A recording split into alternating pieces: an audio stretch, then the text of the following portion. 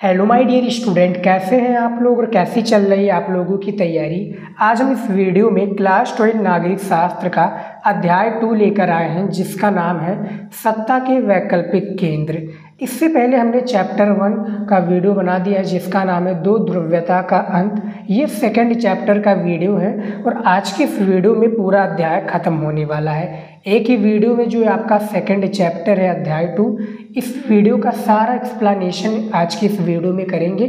सारे important topic को हम इस वीडियो में पढ़ेंगे, हेडिंग और उसके पॉइंट को देखेंगे, जो आपके इस बार के बोर्ड एग्जाम के लिए मोस्ट इम्पॉर्टेंट है। तो वीडियो को लास्ट तक जरूर बनिएगा। आपको क्या है, वीडियो में सारी चीज़ें टॉपिक को समझना है, आराम से वीडियो को देखना है और लिखना चाहे तो लिख सकते हैं। इसका नोट्स भी मैं फ्री में दे दूँगा। टेलीग्राम चैनल आप लोग ज्वाइन कर लीजिए, इंस्टाग्राम आईडी दी हुई है। तो वीडियो को लाइक कीजिएगा, चैनल पर नए तो चैनल को सब्सक्राइब कर लीजिए। यहाँ पर देखिए स्टूडेंट, जो हमारा सेकंड चैप्टर है जिसका नाम है सत्ता के वैकल्पिक केंद्र, इसके बारे में जानने से पहले हमें जानना जरूरी है यूरोपीय संघ के बारे में। ठीक है, ये इसी का पार्ट है। यूरोपीय संघ हमारा टॉपिक है। इसके क्या है, इसके टॉपिक के बाद में हमारा वो आएगा हेडिंग के बाद में उसमें पॉइंट्स भी इंक्लूड होते हैं। इसी के हिसाब से, टॉपिक के हिसाब से क्वेश्चंस बोर्ड एग्जाम में बनते हैं। जैसे कि मान लीजिए कि यूरोपीय संघ किसे कहते हैं। ठीक है, इस तरह से आपका बोर्ड एग्जाम में क्वेश्चंस आते हैं। तो सबसे पहले यूरोपीय संघ के बारे में आप लोग समझिए कि क्या होता है यूरोपीय संघ। देखिए, द्वितीय विश्व युद्ध के पश्चात यूरोपीय देशों के जो विश्व युद्ध हुआ था, आप लोग बताइएगा कमेंट में द्वितीय विश्व युद्ध कब हुआ था। ठीक है, आप लोग जरूर बताइएगा। यदि आप लोग क्या है, जो है नागरिक शास्त्र को अच्छे से पढ़ते हैं, अच्छे से तैयारी कर रहे हैं, तो इसके बारे में ज़रूर बताइएगा। देखिए, द्वितीय विश्व युद्ध के पश्चात यूरोपीय देशों के सामने आर्थिक व सामाजिक पुनर्निर्माण जैसी समस्याएं उभर कर आईं, जिनके समाधान के लिए इन देशों के नेताओं ने सहयोग एवं संस्थाओं के निर्माण पर बल दिया। उसके बाद में देखिए, इसमें क्या है, यूरोपीय संघ के बारे में आप समझ सकते हैं। द्वितीय विश्व युद्ध जो कि 1945 में हुआ था, इसके पश्चात यूरोपीय देशों के सामने, जो यूरोपीय देश थे, इसके सामने सामाजिक पुनर्निर्माण जैसी समस्याएं क्या है, उभर कर सामने प्रस्तुत हुई, जिनके समाधान के लिए इन देशों के नेताओं ने, यानी जो यूरोपीय देशों के नेताओं ने सहयोग एवं संस्थाओं का निर्माण पर बल दिया। ये यूरोपीय संघ का एक प्रकार से परिभाषा है, इसका एक प्रकार से मीनिंग, अर्थ है। ठीक है, यूरोपीय संघ इसे कहते हैं। अब देख सकते हैं हेडिंग क्या आता है। देखिए, यूरोपीय संघ के गठन की प्रक्रिया कैसे हुई। जैसे कि हमने अभी तक परिभाषा तो देख लिया स्टूडेंट, लेकिन इसमें जो गठन की प्रक्रिया है ये कैसे हुई, इसको चलिए हम जान लेते हैं। देखिए, इसमें हेडिंग है, क्या है, हेडिंग के थ्रू दिया होता है तो ज़्यादा समझ में आता है। ठीक है, यहाँ पर देखिए, यूरोपीय संघ के गठन की प्रक्रिया निम्नलिखित है। दूसरा है कि सोवियत संघ के विघटन के पश्चात, सोवियत संघ का विघटन कब हुआ था स्टूडेंट, ये भी आप लोग बताइएगा। 1991 में सोवियत संघ का विघटन हुआ था, याद रखिएगा। 15 देश थे इसमें। क्या सोवियत संघ पहले क्या होता था, बहुत बड़ा देश हुआ करता था, लेकिन ये 15 देश जो थे ये टूटकर अलग बिखर हो गए, यानी इनका विघटन हो गया, इनका पतन हो गया। ठीक है, तो ये अलग अलग देश बन गए। मैंने एक वीडियो में बताया भी हुआ है कि वो कौन कौन से 15 देश हैं, मॉडल पेपर वाला। यदि आप वीडियो देखते होंगे नागरिक शास्त्र का तो आपको पता होगा। ठीक है, यहाँ पर देखिए, पश्चात वर्ष 1992 में यूरोपीय संघ की स्थापना हुई। किसकी स्थापना हुई, यूरोपीय संघ की स्थापना हुई। यह एक विशाल राष्ट्र राज्य की तरह कार्य करता है। विशाल राष्ट्र राज्य की तरह क्या है, कार्य करता है, जिसके पास स्वयं की मुद्रा, झंडा, राष्ट्रगान एवं स्थापना दिवस है। जैसे कि भारत का होता है, हमारा भारत का 15 अगस्त 1947 में आज़ाद हुआ, उसका नया झंडा बना। हमारे भारत देश का जो मुद्रा है वो रुपया है। ठीक है, फिर उसकी स्थापना दिवस भी हम प्रतिवर्ष मनाते हैं 15 अगस्त को। ठीक है, सेम उसी प्रकार से ये यूरोपीय संघ का जो एक प्रकार से राष्ट्र राज्य बना, विघटन के बाद में 1992 में यूरोपीय संघ की स्थापना हुई। इसका मुद्रा भी अलग है, झंडा भी अलग है, उनकी राष्ट्रगान भी अलग हो गई है।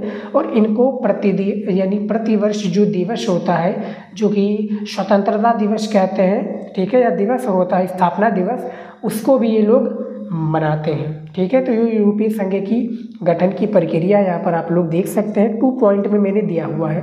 बोर्ड एग्जाम में इसी तरीके से आप लोगों को लिखना है। मैं वीडियोज आप सभी के लिए लेकर आऊँगा कि कॉपी में कैसे लिखना है, फिर उसके बारे में बताएंगे। तो अभी आप लोग चैप्टर के बारे में देखिए। चैप्टर 1 नहीं देखा तो जाकर देख लीजिए, ठीक है। चलिए देखते हैं अगला। देखिए इसमें और है यूरोपीय संघ के गठन की प्रक्रिया में, जैसा कि तीसरा दिया हुआ है यहाँ पर देखिए।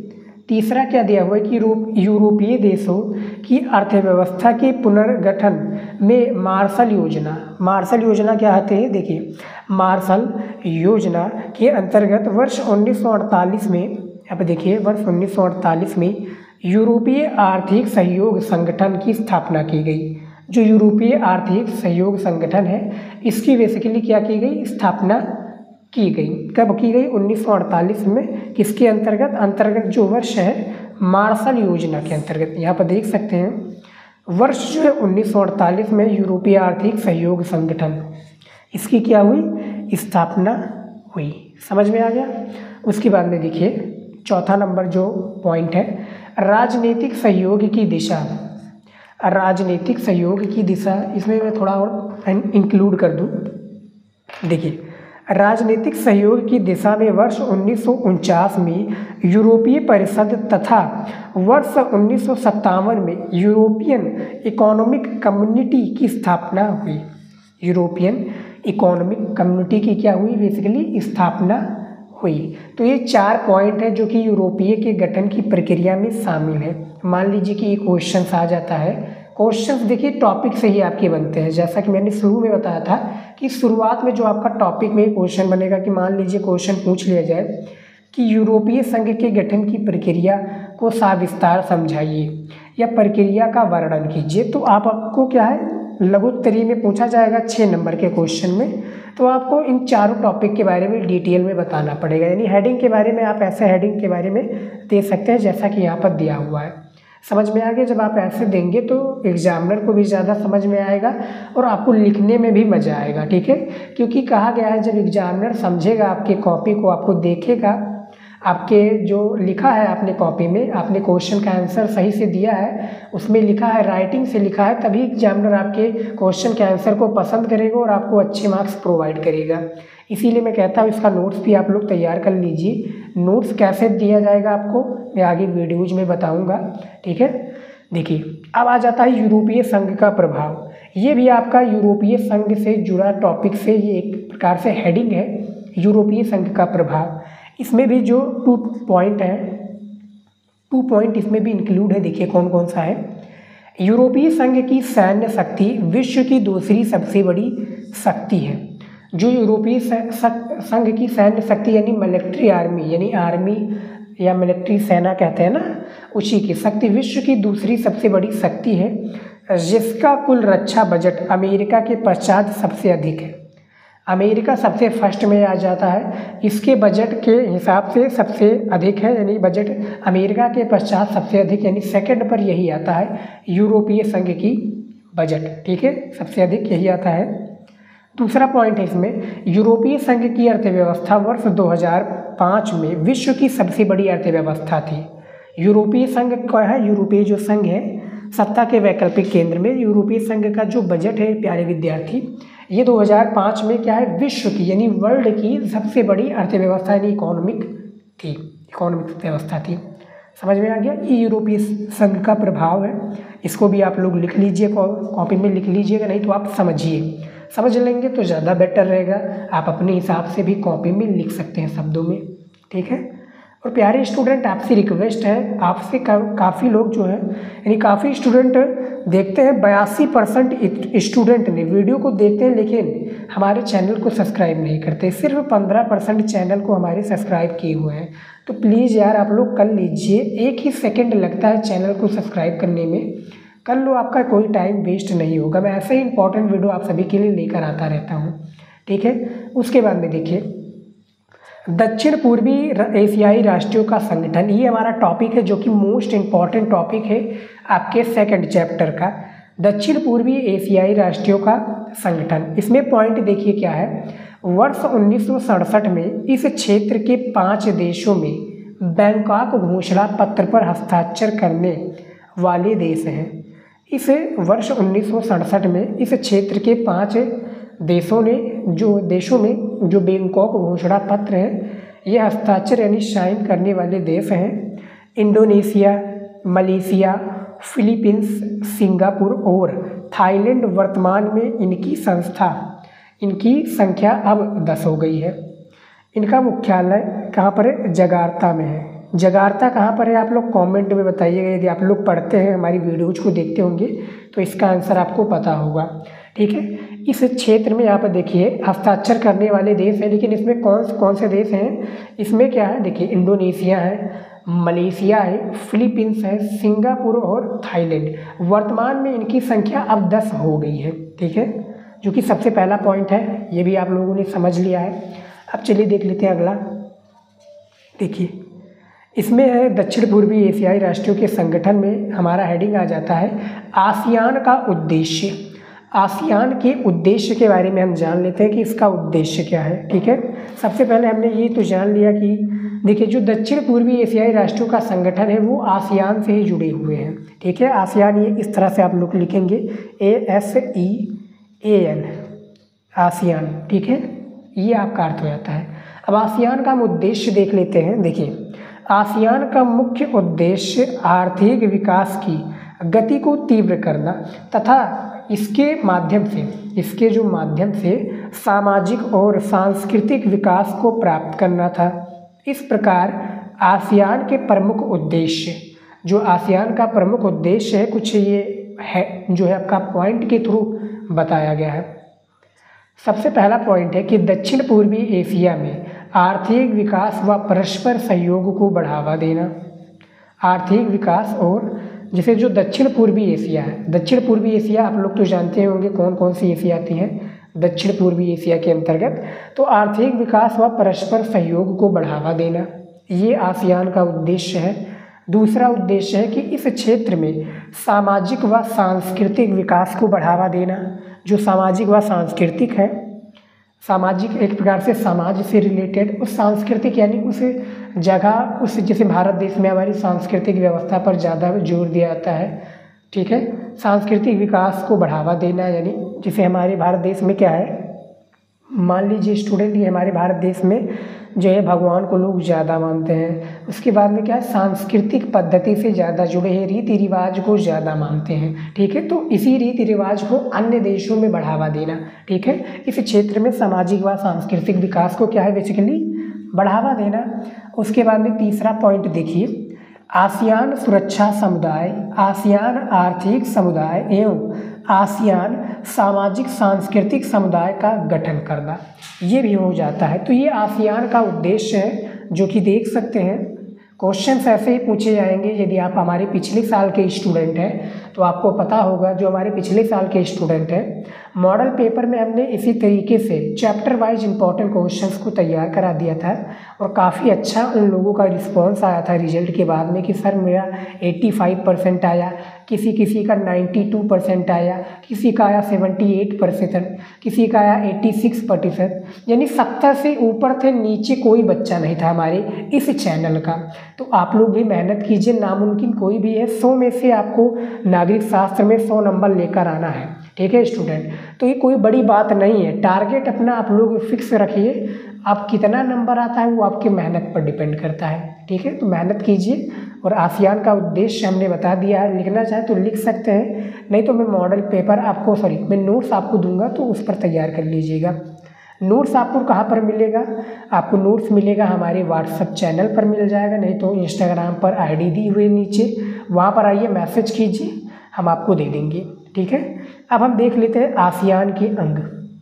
जो आसियान के अंग है इसके बारे में देख लेते हैं। हमने उद्देश्य को तो देख लिया, अंग के बारे में देख लेते हैं कि कौन से अंग हैं। ये देखिए, आसियान ने वर्ष 2003 में आसियान सुरक्षा समुदाय, आसियान आर्थिक समुदाय एवं आसियान सामाजिक सांस्कृतिक समुदाय का गठन किया। सांस्कृतिक समुदाय का क्या क्या बेसिकली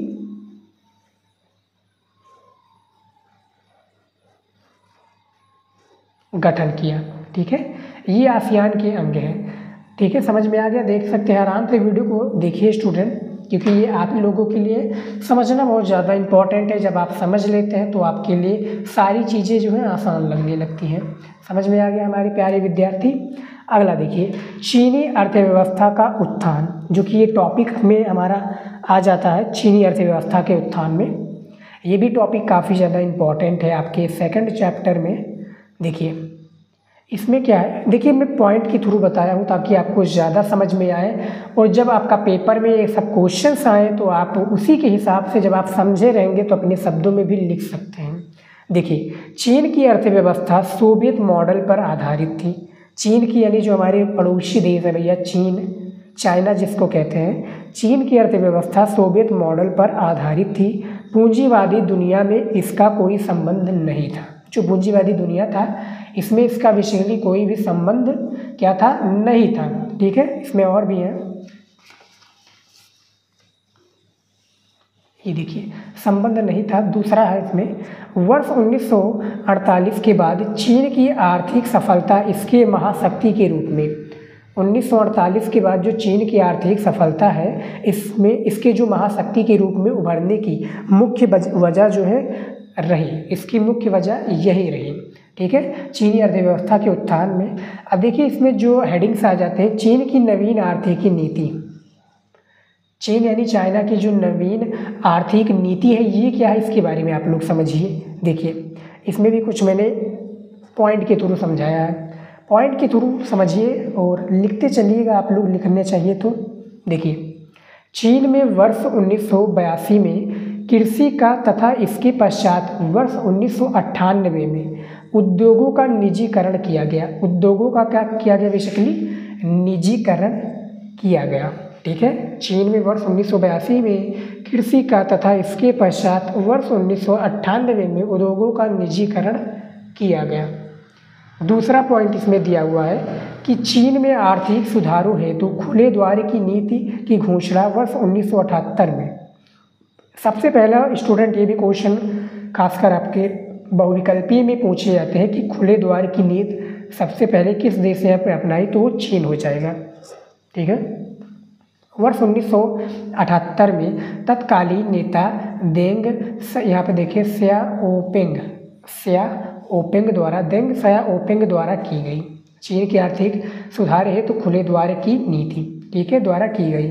अब इसमें देखिए चीन नवीन आर्थिक नीति का प्रभाव, इसका परिणाम देख लीजिए। जैसे नवीन आर्थिक नीति तो हमने देख लिया, अब इसका प्रभाव या परिणाम हम देख लेते हैं। प्रभाव भी कह सकते हैं स्लैश करके परिणाम भी लिखा है, दोनों एक ही होता है, लेकिन जिस प्रकार से होता है ना स्टूडेंट, यानी दो वर्डों का एक ही अर्थ होना, सेम उसी प्रकार से। देखिए, कृषि के निजीकरण से उत्पादन को प्रोत्साहन मिला, जिससे कृषि उत्पाद व ग्रामीण आय में वृद्धि हुई। ग्रामीण आय में क्या हुई, बेसिकली ग्रामीण आय में कहने का तात्पर्य यानी कृषि में निजीकरण से उत्पादन को प्रोत्साहन मिला। तो जो ग्रामीण हमारे किसान भाई बहन है या किसान जो है जो कि खेती करते हैं, और वो अपना आय यानी खेती जब करते हैं तो उनके खेती में जो एक प्रकार से जो खेती का दाम होता है, जो उनका अनाज होता है, गेहूँ, चावल, सब्जियां, उनमें जो पैसे मिलते हैं उनका आय होता है, तो ग्रामीण आय में वृद्धि हुई। दूसरा है पर्याप्त विदेशी मुद्रा भंडार होने के कारण वर्तमान में चीन दूसरे देशों में निवेश कर रहा है। यहाँ पर देखिए चीन भैया बहुत ही चालाक है। चीन इस प्रकार से पूरा एक प्रकार से विकसित देश है, काफ़ी हमारे देश से आगे है। पर्याप्त विदेशी मुद्रा और भंडार होने के कारण वर्तमान में चीन दूसरे देशों में निवेश कर रहा है। भैया दूसरे देशों में भी फैक्ट्रियाँ लगा रहा है ताकि वहाँ से भी क्या है पूंजी बने। हमारे देश में तो बन ही रहा है, लेकिन दूसरे देश का भी पैसा हम अपने देश में निचोड़ लाएं, ठीक है, ये भी कर रहा है। तीसरा है कि इस आर्थिक विकास के परिणाम के रूप में भ्रष्टाचार और पर्यावरण क्षरण जैसी समस्याएं उभरकर सामने आई। किसके सामने आई, यानी इस आर्थिक विकास के परिणाम के रूप में जो भ्रष्टाचार और पर्यावरण क्षरण जैसी समस्याएं उभरकर हमारे सामने समक्ष उपलब्ध हुई। ठीक है, ये है नवीन यानी चीन की नवीन आर्थिक नीति का प्रभाव व परिणाम। देखा जाए प्यारे विद्यार्थी तो जो आपका चैप्टर 2 है सत्ता के वैकल्पिक केंद्र, इसमें बहुत सारे क्वेश्चंस बनते हैं, बहुत सारे टॉपिक बनते हैं, लेकिन हमें उतना पढ़ने की आवश्यकता नहीं है। जितना पढ़ने की आवश्यकता है उतना ही मैं आपके लिए तैयार कराता हूँ। तो मेहनत कीजिए और जितना मैं पढ़ाता हूँ उसको देखिए। मैं चैप्टर 1-2 चैप्टर और भी लेकर आऊँगा इस पर, ठीक है। हर एक सब्जेक्ट का मैं चैप्टर लेकर आऊँगा। अब हम देख लेते हैं चीन के साथ भारत के संबंध क्या है, ठीक है। ये देखिए, चीन के साथ भारत यानी हमारे प्यारा देश इंडिया का संबंध क्या है चीन के साथ भैया। देखिए, भारत और चीन पश्चिम, यहाँ पर देखिए, भारत और चीन पश्चिमी साम्राज्यवाद के उदय से पूर्व एशिया की महाशक्ति थे। चीनी राजवंशों के अधीन मंगोलिया, कोरिया, हिंद चीन के क्षेत्र और तिब्बत जैसे क्षेत्र आते थे। तिब्बत जैसे क्या आते थे, क्षेत्र आते थे। यहाँ पर देखिए, राजनीतिक संबंध में, राजनीतिक संबंध कैसे हो सकता है, जैसे कि राजनीतिक संबंध में मैं थोड़ा आपको बता दूं। देखिए, वर्ष 1962 के युद्ध में भारत की सैनिक पराजय हुई। यानी 1962 का युद्ध कैसा था, चीन और भारत के बीच में हुई थी, जो कि बहुत बड़ा युद्ध हुआ था और उसमें भारत को काफ़ी, यानी भारत को एक प्रकार से बहुत बुरी तरीके से हार का सामना करना पड़ा था। तो सैनिक पराजय के भारत चीन संबंधों पर दीर्घकालिक प्रभाव पड़ा, ठीक है। 1962 में चीन और भारत का युद्ध हुआ, दीर्घकालिक प्रभाव पड़ा, जिसके कारण दोनों देशों के बीच वर्ष 1976 में यहाँ पर देखिए, 1976 में मैं थोड़ा आपको डिटेल में समझा दूँ। हाँ देखिए, 1976 में कूटनीतिक संबंध स्थापित रहे। 1970 के दशक के उत्तराधिकार चीनी नेतृत्व के परिवर्तन होने से दोनों देशों के बीच संबंधों में सुधार हुआ। चीन ने वैचारिक मुद्दों के स्थान पर व्यवहारिक मुद्दों को प्राथमिकता दी। तो ये राजनीतिक संबंध में आ गया। भारत चीन संबंधों में तनाव कैसे हुआ, ये देखिए। तनाव के बारे में भी जानना जरूरी है भैया। दोस्ती के बारे में तो जान सकते हैं, लेकिन तनाव भी इम्पॉर्टेंट है, ठीक है। तनाव में देखिए, जैसे तनाव में कि भारत चीन स्वतंत्र होने के पश्चात विश्व समुदाय में ये विचार व्यक्त किया कि दोनों देश मिलकर एशियाई क्षेत्र में अन्य विकासशील देशों के विकास में अपना महत्वपूर्ण योगदान देंगे। इसी क्रम में हिंदी चीनी भाई भाई का नारा लोकप्रिय हुए, किंतु कुछ विवादों ने दोनों देशों के बीच तनाव उत्पन्न कर दिया। इसे निम्न तथ्यों के द्वारा व्यक्त किया जा सकता है, ठीक है। उसके बाद में देखिए, वर्ष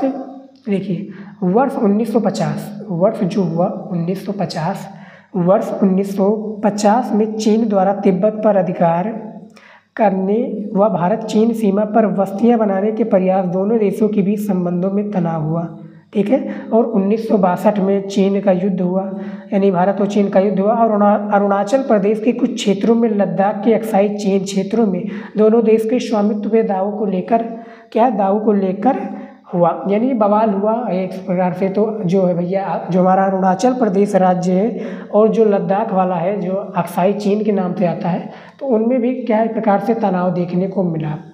भारत चीन के मध्य विवादित मुद्दे क्या हुए, ये भी तीनों पॉइंट देखिए। मैं थोड़ा थोड़ा कुछ जो समझा देता हूँ। मान लीजिए कि यही क्वेश्चन आपका विस्तृत उत्तरीय या दीर्घ उत्तरीय, मैंने दोनों एक ही हैं, में पूछ लिया जाए, तब आपको आंसर कैसे देना है। फिर आपको आंसर इसी तरीके से देना है जिस तरह से मैं आपको बता रहा हूँ, ठीक है। अब भारत चीन के बाद विवादित जो मुद्दे हुए वो कौन से थे, तो यहाँ पर समझिए।